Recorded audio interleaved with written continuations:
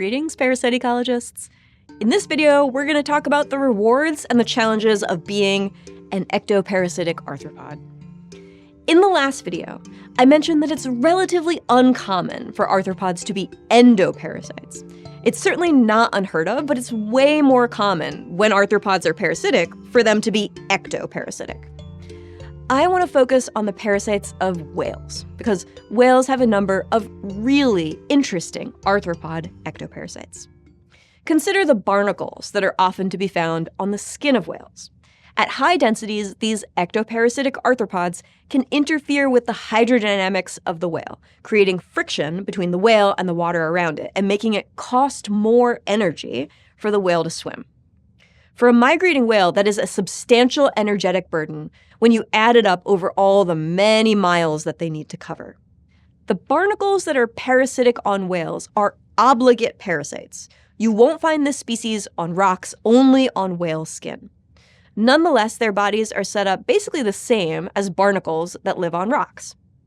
After spending a bunch of time as planktonic larvae, the baby barnacle cements its head to the whale's skin using an extremely tough glue, and then it builds a test or shell around itself, which is also cemented to the whale's skin. Now their soft body parts are protected by a hard test. When they're feeding, they can use their cirri, or feathery appendages, to filter feed by sticking those cirri out to screen out passing plankton. Or they can keep their cirri retracted and protected inside of their test. Whales can accumulate a very large burden of barnacles. Here's what they look like on the head of a gray whale. These barnacles not only slow down the water surrounding the whale and make it harder for the whale to move through the water, but they also provide a little grasping spot for other parasites, including Cyamidae amphipods, which are sometimes called whale lice. I want to pause here to point out that this is a colloquial name. We call a lot of things lice, even things that aren't true lice. True lice are in the order Thyraptera, in the class Insecta, which we'll cover later. Whale lice are not insects, they're crustaceans, specifically amphipods in the family Cyamidae.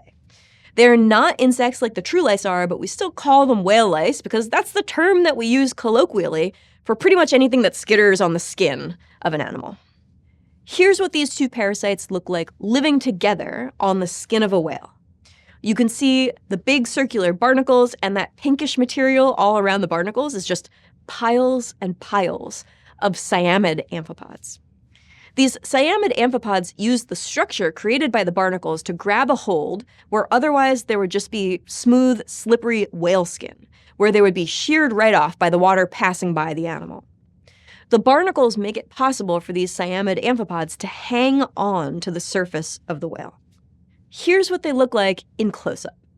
For gray whales, there are 3 species of whale lice that are common: Cyamus gracilis, Cyamus scammani, and Neocyamus physeteris. Now I want to talk about a migration that these whales undertake. We've talked about migration before as a way to escape your parasites. Here's a story where migration actually brings an animal into closer contact with its parasites. Gray whales migrate up and down the west coast of North America. They use Arctic waters as their summer feeding grounds and the waters of Baja California in Mexico as their winter breeding grounds. Gray whales were intensively hunted for a very long time. They were hunted to very, very low levels, but we didn't know until recently exactly how many whales there were before whaling.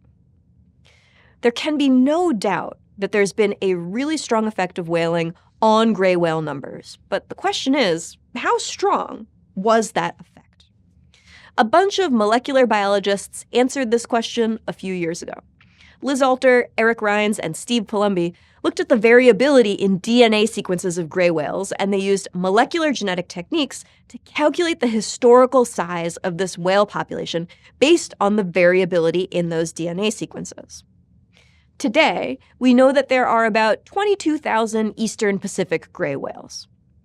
Alter and her colleagues estimate that before whaling, there were between 76,000 and 118,000 whales.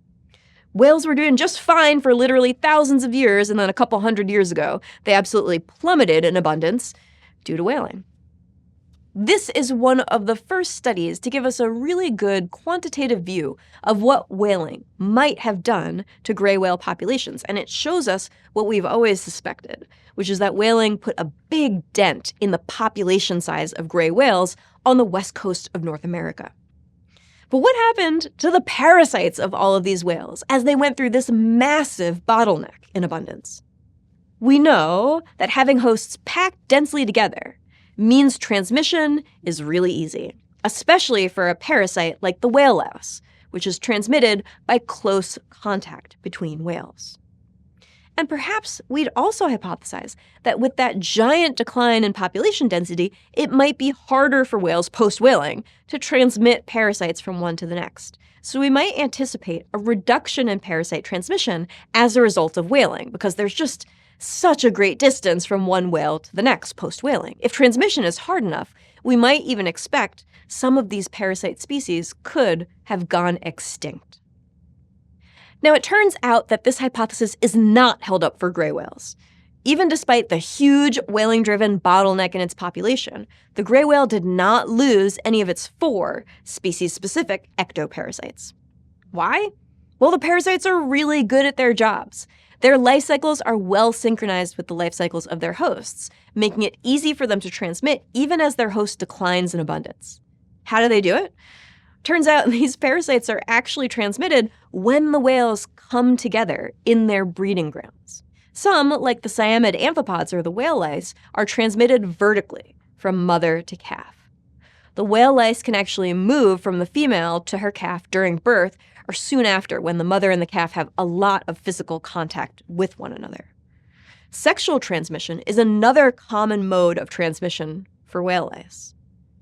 So what we're seeing is that these parasites have found a way to persist, despite the great reductions in their host density, because whales occasionally have to come close together, and the parasite tunes its life cycle to those periods when the hosts are close together, no matter how many of them there are.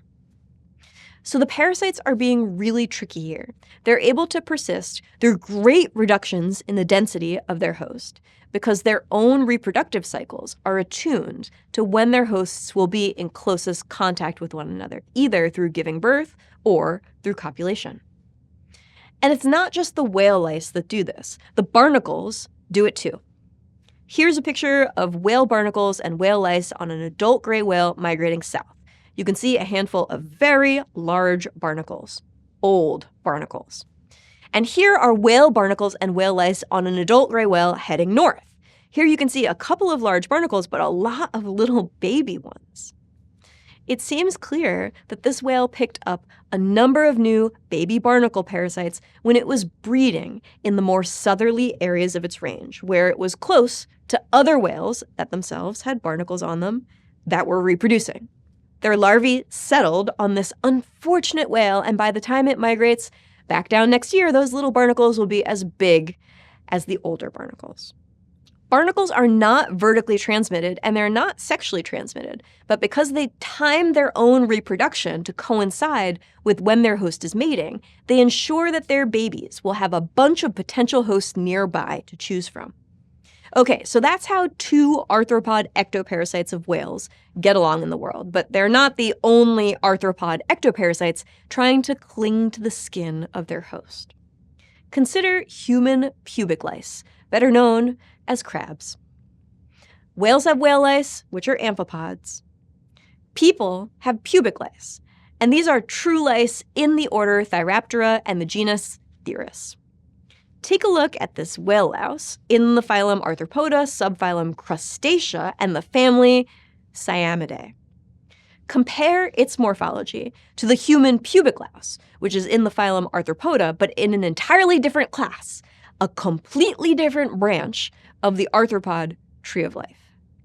It is amazing that these 2 parasites, which are very unrelated to one another, have such similar morphology, and it's because they have both evolved to similar habitats. They're scrabbling along the smooth surface of an organism that doesn't want them there. They have to be dorsoventrally flattened so that they are not easily picked off or taken off by the shear of water. They have to be really good at pinching on, so that they can hold on to the crevices of a barnacle or to the hair shafts in the case of the human pubic louse. It's a really interesting example of convergent evolution, where parasites that are designed for a similar ectoparasitic lifestyle end up coming to resemble one another very closely, even though they're not anywhere near one another on the parasite tree of life. The pathology of pubic lice is also really similar for both whales and humans. For humans, it's itching, secondary sores, bacterial infection, and lost mating opportunities. For whales, it's itching, secondary sores, bacterial infection, and lost mating opportunities. So not only are the morphologies of these two very different ectoparasites similar to one another, but the pathology that they cause is also extremely similar. Humans might go to the doctor and come home with a prescription or some recommendations for grooming that can assist in the eradication of pubic lice. Whales, of course, have their own ways of getting rid of pubic lice. Whales do this breaching behavior. It's thought that this behavior is an adaptation to ectoparasites and that it might help to dislodge some ectoparasites. As you can see, the ectoparasitic life of many parasitic arthropods presents different challenges compared to the endoparasitic lives of flatworms and nematodes. I'll see you in the next video.